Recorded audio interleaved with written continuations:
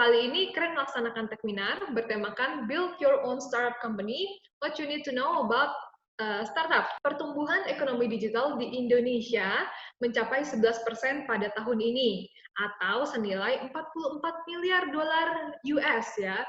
Indonesia menjadi negara dengan pasar ekonomi internet terbesar di Asia Tenggara yang akan menjadi medan persaingan utama bagi platform-platform teknologi. Beberapa waktu lalu, beberapa startup asal tanah air memang menyegel pendanaan dari investor-investor ternama ya.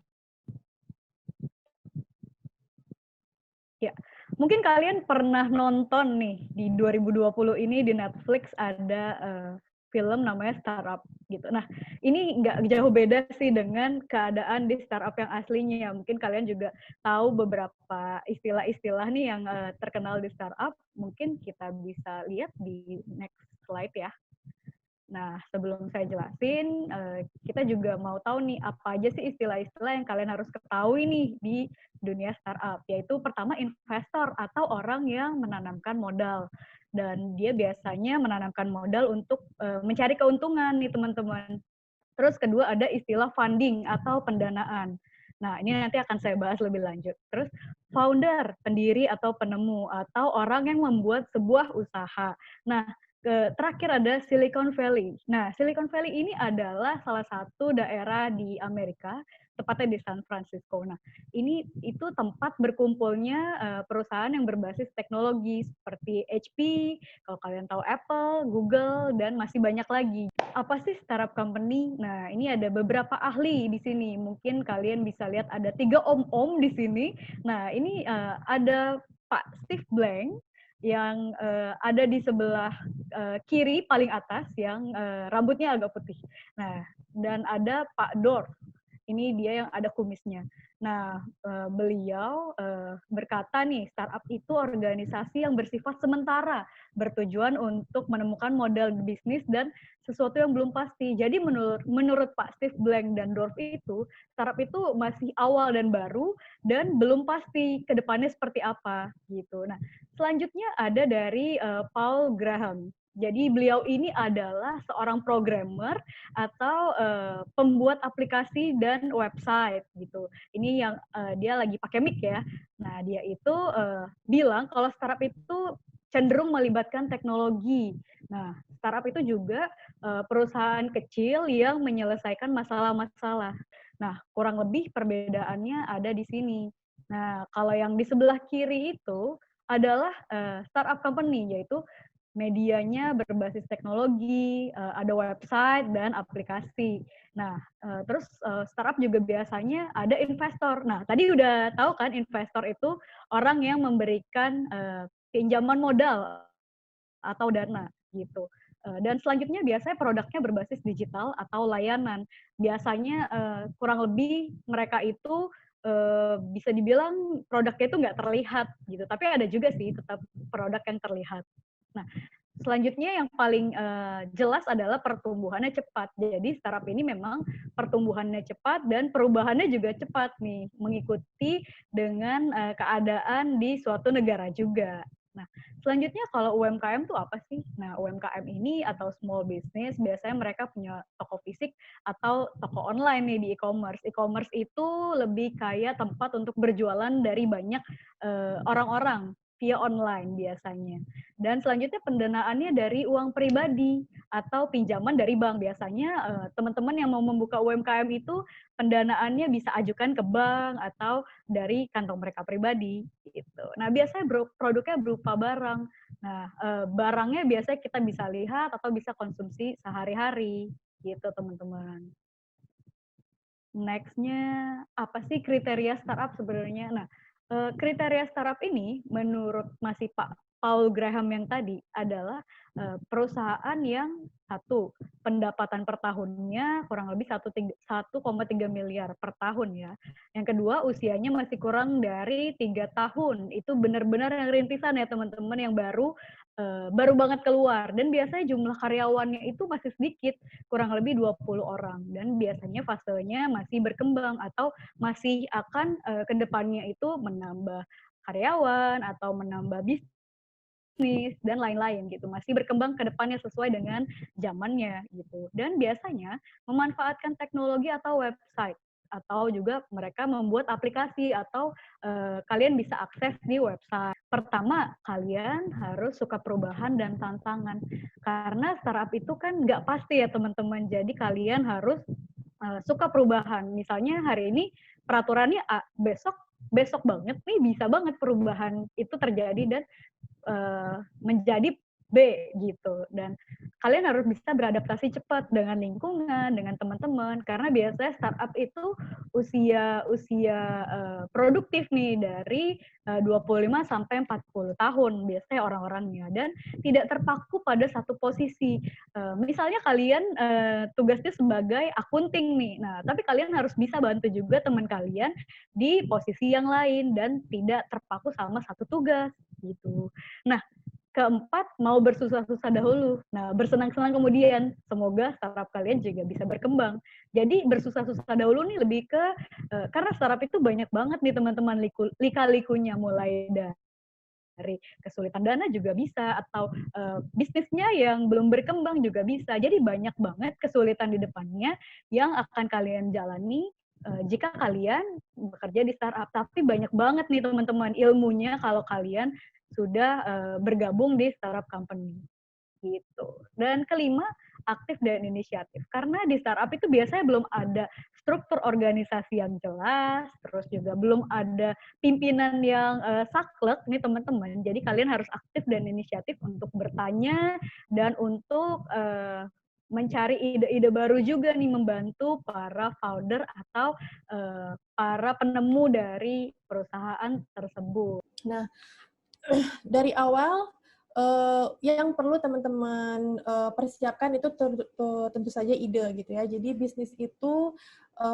adalah menyelesaikan masalah gitu. Jadi utamanya adalah temukan dulu masalah apa yang terjadi di sekitaran kita, seperti yang dikatakan oleh Mbak Mia tadi juga, lalu kemudian timbulkan ide-ide kreatif yang ada dalam diri kita, kemudian solusi-solusi apa yang bisa kita berikan dari permasalahan tersebut, permasalahan yang mungkin kita lihat terjadi di sekeliling kita gitu.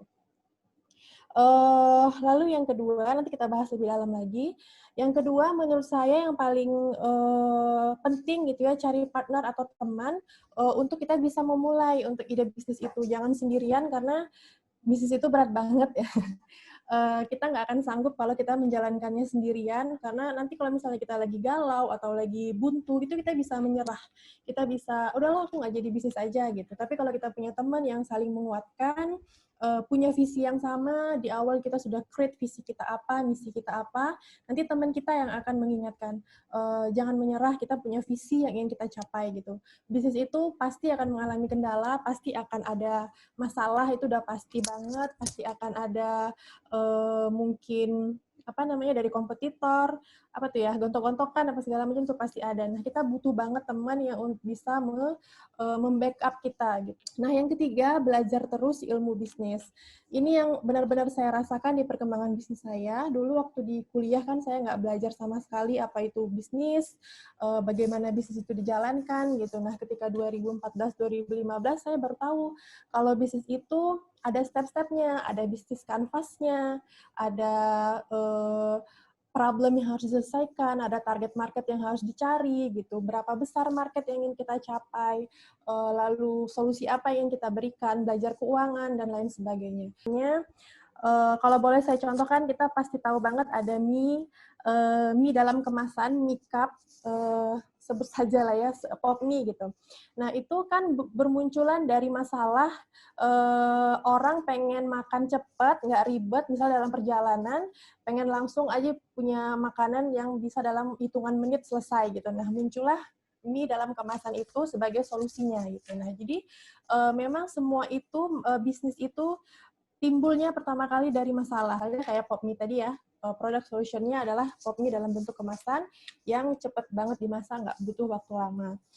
Nah, setelah teman-teman sudah ketemu produknya apa, sudah menurut kita nih produknya udah oke, udah menyelesaikan masalah dari segi packaging, apa segala macam udah oke. Yang ketiga yang penting itu validasi. Kita harus tahu apakah produk kita memang diterima pasar atau tidak. Langkah-langkah teman-teman memulai nanti ada di bagian launching product, itu yang paling teman-teman harus tahu gitu ya. Kan kita di bisnis ini banyak banget kompetitor, banyak banget orang-orang yang mengeluarkan produk sejenis. Misalnya kayak saya hijab, banyak banget ribuan, bahkan mungkin puluhan ribu di luar sana brand-brand hijab gitu kan. Apa yang membuat orang membeli ke kita gitu? Apa yang membuat orang memilih kita sebagai pilihan produknya? Itu kuncinya ada di unique selling. Kalau di bisnis model Canvas itu namanya unique selling point atau unique selling proposition. Jadi teman-teman harus punya keunikan dari produk itu yang bisa membuat orang lebih memilih teman-teman. Nah, sudah sebelum negara ini merdeka, sebelum Inggris mengenal tentang social entrepreneurship, dia sudah membuktikan bagaimana mendirikan rumah sakit, universitas, dan lain sebagainya. Dan dari sanalah kemudian kita berangkat tentang apa sih kemudian yang ingin kita selesaikan dengan persoalan ke depan ini. Kompleksitas masalah yang kemudian bertubi-tubi kita alami. Teman-teman sekalian, alat uji revolusi industri 4.0 adalah tahun 2019. Kita tahu bagaimana kemudian semua startup itu menghadapi masa-masa tersulit, ya. Martin Hartono itu yang punya Jarum, ketika saya diundang oleh Tanoto Foundation, dia curhat tentang salah satu mainannya, yaitu Traveloka. Bagaimana kemudian beberapa hari terakhir ketika antigen menjadi satu syarat untuk bisa kita pergi ke sana kemari, terutama ke Bali, itu terjadi refund secara besar-besaran, ya. Dan kemudian berbagai macam platform yang selama ini kita dewa-dewakan kemudian tiba-tiba dia kehilangan market yang begitu besar. Tidak hanya di Indonesia, tapi semua negara mengalami itu. Ada distrust yang muncul, ya, ketidakpercayaan itu. Maka kemudian World Economic Forum itu memperkenalkan lewat Jepang apa yang disebut dengan Society 5.0. Ya. Jadi ternyata teknologi saja tidak cukup, teman-teman sekalian. Kita butuh yang namanya human centered. Manusia tetap menjadi epicentrum dari semuanya.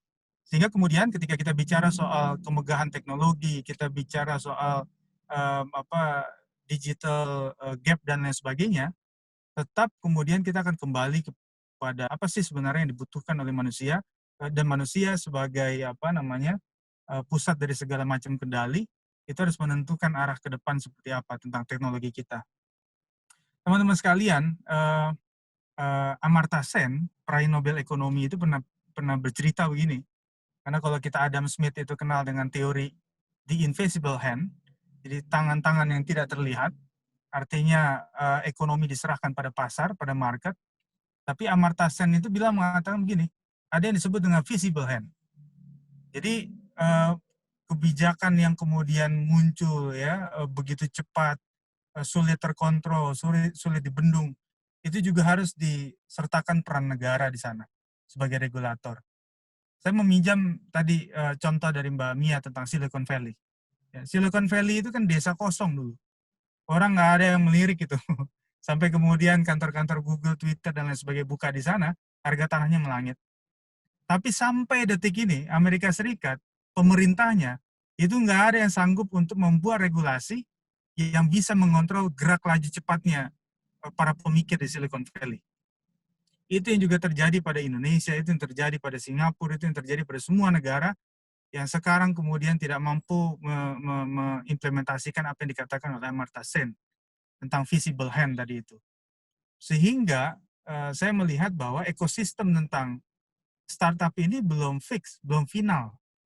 Ya, bahwa semuanya kemudian masih mengalami kemungkinan-kemungkinan yang terjadi, ya, itu masih berproses dan bertumbuh. Artinya sebesar apapun startup hari ini, itu semua harus mengakui kehebatan COVID. Dan di titik itulah kemudian kejeniusan kita ditantang untuk kemudian melakukan reinventing terhadap definisi dari startup persoalan kita yang luar biasa ini.